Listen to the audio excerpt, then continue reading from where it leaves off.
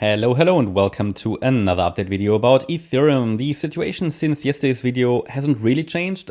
Just here on the 1 hour chart, we've had another low, which gives us a very clear 5-wave move to the downside. I already indicated that yesterday, that we were ideally looking for one more low to get 5 waves, okay, or that at least the price needed one more low to have 5 waves down. And we did get that at the end of the day then, after my last video here overnight, I think.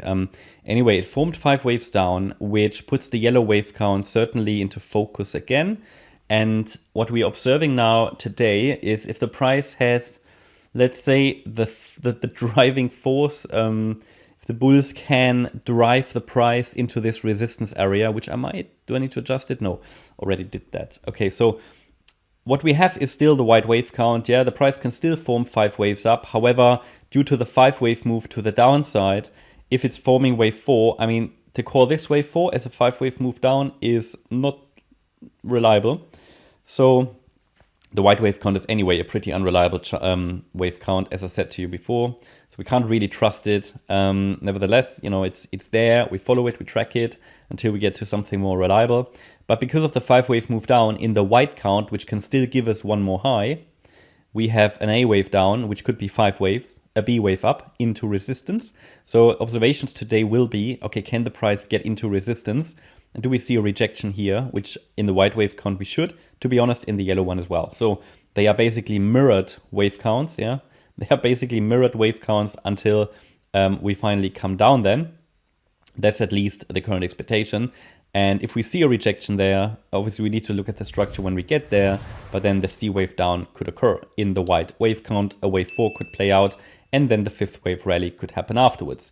In the yellow wave count, this could be a wave 1 to the downside, a B wave top might have been made here on Monday or Sunday, and this could now just be a wave 2 rally today, tomorrow, I don't know. ETH looks very weak. Bitcoin seems to get there into its resistance area. I cannot rule out that ETH goes down straight away. Yeah, if Bitcoin gets rejected there. The ETH BTC chart explains all of that. I do analyze that for channel members, maybe mainly, maybe as well, mainly. Okay, need more coffee here, certainly. So the 3rd wave down could then unfold. So until we make that move down, the charts are mirrored, or the wave counts are mirrored, yellow and white. Only above 1726, 1727, if we get a sustained break above that level, a more direct pathway will occur. Okay, but this is an area to watch. This is a pivot point. And 2 wave counts suggest lower from here. If it's going to be the complete breakdown or will only generate more whipsaw price action like in the white wave count, that remains to be seen. But they are the levels to watch, I think, for today's session, and then we'll see if overall the price can follow through to the downside.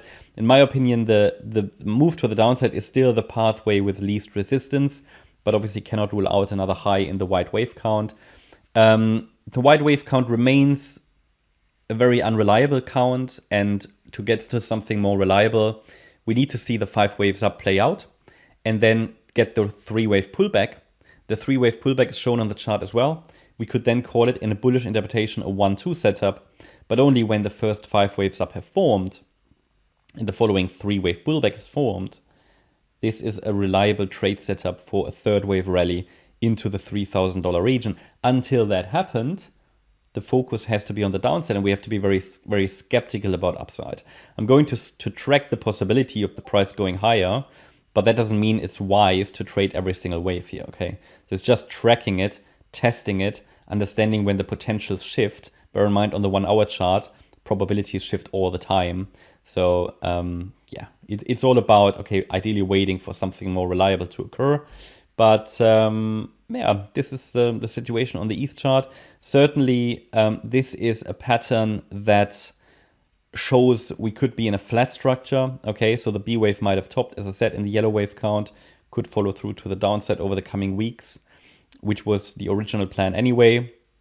Then ETH broke above 1700, but you see that it's just not, the bulls are just not there. They're not strong enough yet. Okay, so it might really need that last flush, and it's worth to be skeptical about the idea that a lasting low has been established here on the 11th of September until we see that more reliable pattern here to the upside. So yeah, that's basically everything in a nutshell. I hope you liked the update. If you did, please hit the like button, leave a comment and subscribe. And if you really like the content, then please check out the channel membership. Thanks a lot for watching. Bye-bye.